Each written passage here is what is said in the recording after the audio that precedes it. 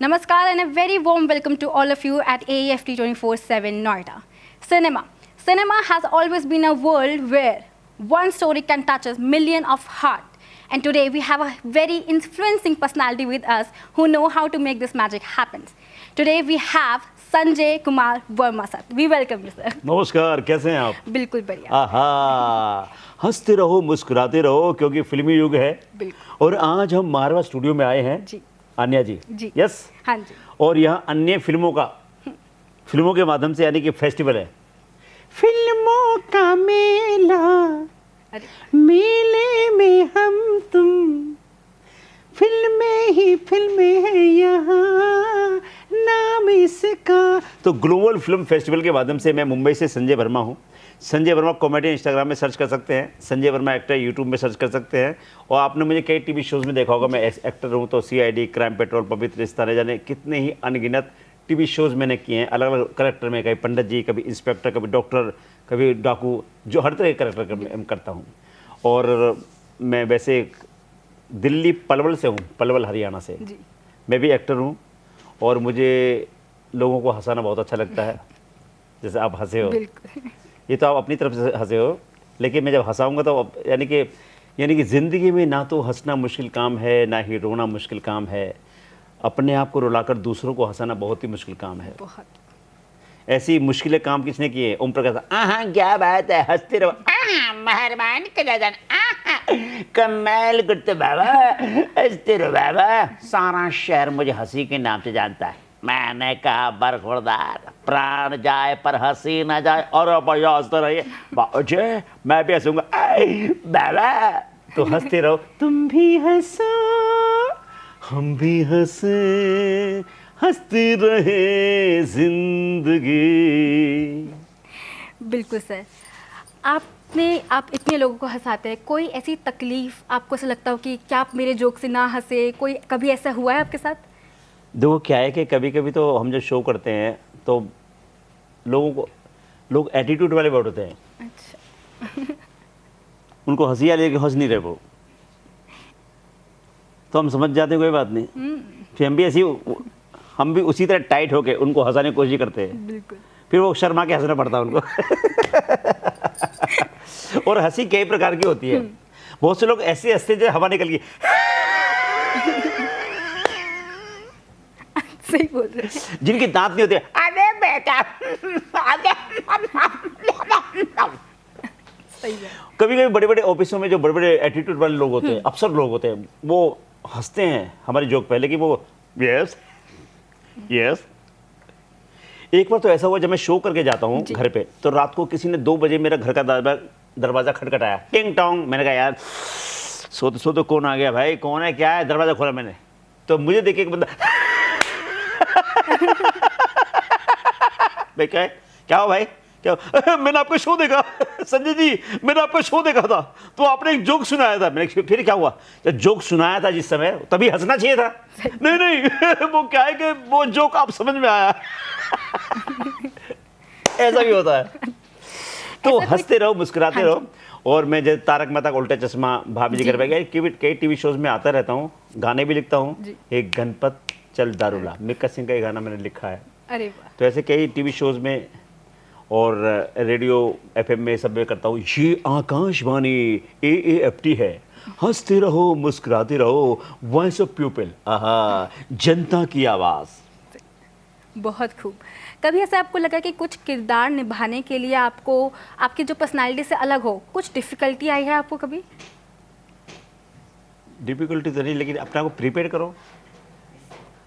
तो हमने तो हर तरह के करैक्टर किए हैं. अच्छा, मैं वैसे हरियाणा से हूँ. अरे वाह. मुझे इंग्लिश कम आती है.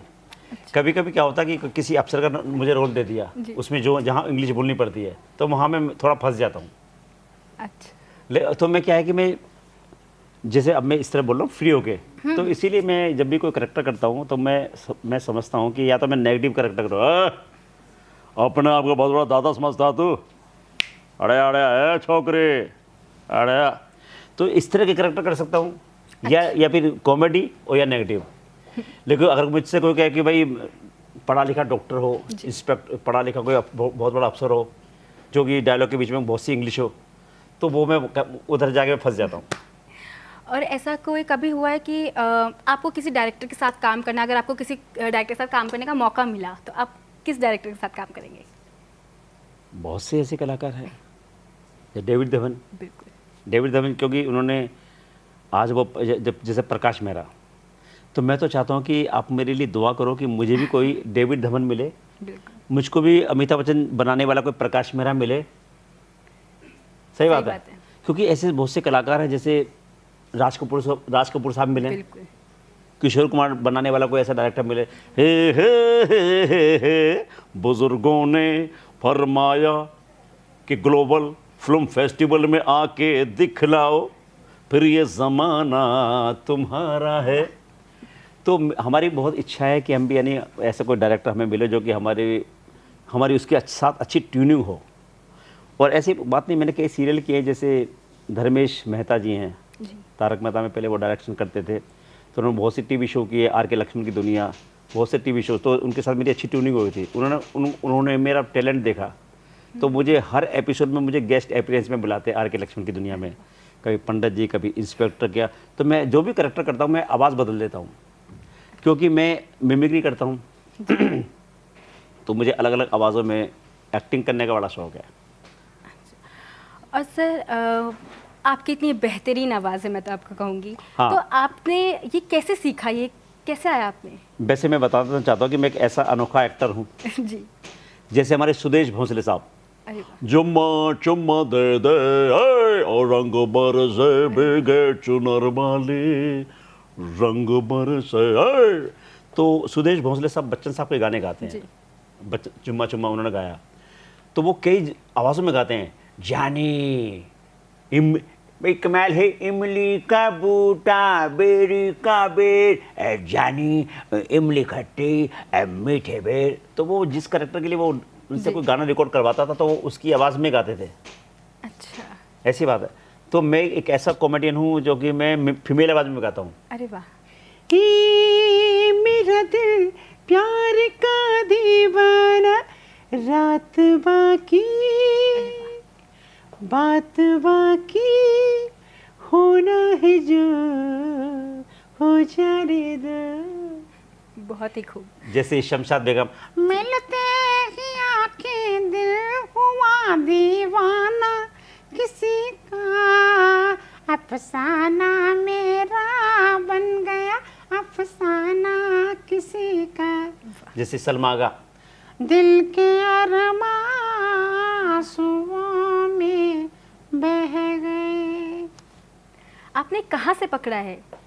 एक्चुअली क्या है कि मैं जब स्कूल में पढ़ता था, गवर्नमेंट हाई स्कूल में पलवल में, तो मुझे गाने का बहुत शौक था। अरे वाह।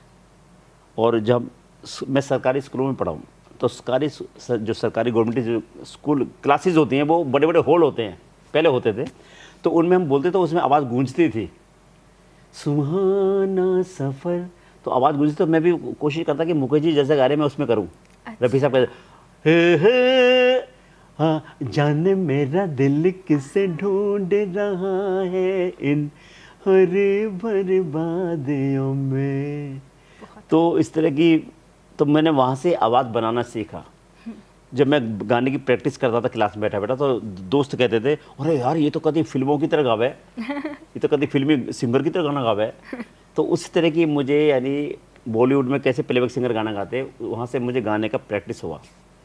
और आपने इतने सारे रोल किए, कैसे लगा कि आपको कि मैं इधर जा सकता हूँ एज एन एक्टर भी? एक्टर इसीलिए क्योंकि क्या कि मैं, एक हमारे ताऊ जी के लड़के थे कानू राम वर्मा, वो मेरे गुरु भी हैं, तो वो यानी शोले फिल्म के डायलॉग सुनाते थे। उस समय शोले फिल्म आई थी, अरे ओ साहब उठा तो बंदूक, गब्बर सिंह सांप को हाथ से नहीं पैरों से कुचला जाता है गब्बर। तो उनकी मैंने क्या, जब वो डायलॉग सुनाते थे शौकी तौर पे, जब घर में आड़ोस पड़ोस में कोई रामलीला होती थी तो लोग उनके हौसला बढ़ाते थे। मैंने कहा ये काम तो बहुत अच्छा है, वो डायलॉग सुना रहे, लोग उनको पसंद करते हैं, लोग उनके लिए क्लैपिंग कर रहे हैं। तो मैंने कहा चलो मैं भी ऐसे करता हूँ। लेकिन वो जब मुझे सिंगर बनने की चाहत थी तो मुझे सिखाने का मौका नहीं मिला, सीखने का मौका नहीं मिला। डैडी कहते थे क्या नाचने गाने का काम पकड़ लिया, चुपचाप पढ़ और नौकरी कर। तो फिर मैंने स्टेज शो करने शुरू किए, फिर धीरे धीरे दिल्ली रहा, दिल्ली से फिर मुंबई चला गया। तो मेरा मतलब है कि मैंने सोचा कि जब मैं सिंगर के लिए पूरा सारे गामा सरगम चाहिए, मैं तो तुक्के से गाता हूँ। तो मैंने कहा चलो यार इतना सीखने का मौका तो है नहीं, चलो मैं एक्टिंग ही कर लेता हूँ। फिर मैं एक्टिंग करता था। एक्टिंग में क्यों करता? क्योंकि मैं मिमिक्री करने लगा था। उस समय महाभारत सीरियल आता था, मैं जानता हूँ वासुदेव, मैं जानता हूँ ये मेरे खंड प्रतिज्ञा है वासुदेव। तो मैंने कहा जब मैं डायलॉग बोल सकता हूँ परफेक्शन, तो फिर मैं एक्टिंग भी कर सकता हूँ। तो धीरे धीरे मिमिक्री करते करते एक्टर भी बन गया। सर, एक ऐसी सीख आप ऑडियंस को और यंग फिल्म मेकर्स और एक्टर को देना चाहेंगे आपके जैसे, जो इतने मुकाम पर पहुंचना चाहते हैं, एक कोई सीख अगर आप देना चाहें तो? यही कहूँगा, देखो अगर किसी फील्ड में आना है तो अगर आप स्टूडेंट लाइफ में हैं तो पहले माँ बाप का कहना मान के, हर माँ बाप का बच्चा कहना, माँ बाप का एक कहना होता है और एक सपना होता है कि मेरा बेटा अगर स्टूडेंट में यानी वो मन लगा के खूब पढ़े, जी, बाद में चाहे वो डॉक्टर बने, इंस्पेक्टर बने, आईएएस ऑफिसर बने, जो ही बने, अगर पढ़ना तो मन लगा के पढ़े। क्योंकि मैं भी कम पढ़ा लिखा हूँ अपने टाइम में, तो यानी कि आज हम यानी अच्छी तरह इंग्लिश नहीं बोल सकते, अच्छी तरह यानी अगर देखो अच्छी तरह पढ़ेंगे तो हमारी मेमोरी ठीक रहेगी। मेमोरी ठीक रहेगी तो आपको अगर मान लो एक्टर हैं, आपको डायलॉग दिए लंबे लंबे, कोई सीन है, तो आप अमिताभ बच्चन साहब की तरह लंबे लंबे डायलॉग बोल सकते हैं। और जाके सान तुम सान लेने तो उसके सान लेके आओ, खुश तो बहुत होंगे भाई, और सर जमीन हिंदुस्तान ने नॉन स्टॉप डायलॉग बोल सकते हैं। अगर तुम जब पढ़े लिखे हो गए, याद करने की आपकी समझ शक्ति रहेगी तो अच्छी बात है ना। तो कोई भी काम करो पहले तो परिपक्व हो जाओ। तो इसीलिए मैं आज की पीढ़ी से मैं कहूँगा कि आप पहले घर वालों के सपने साकार करें, उनके बिजनेस में साथ दें, आप मन लगा के पढ़ें, जो शिक्षा पूरी तरह से ग्रहण लें। और उसके बाद ये जो एक्टिंग का काम है, ये एक्टिंग का ये ऐसा पेड़ है कि अगर मान लो बीज बो दिया, हम सोचेंगे अभी पानी डाल दिया, अंकुरित हुआ, ये छोटा पेड़ बना, पता नहीं कब इससे फल मिलेगा, कब हम खाएंगे। नहीं, आप अपने कार्य करते रहो और माँ बाप का भी साथ देते रहो, उनका आशीर्वाद होगा तो आप अपना भी रास्ते तुम्हारे बनते चले जाएंगे।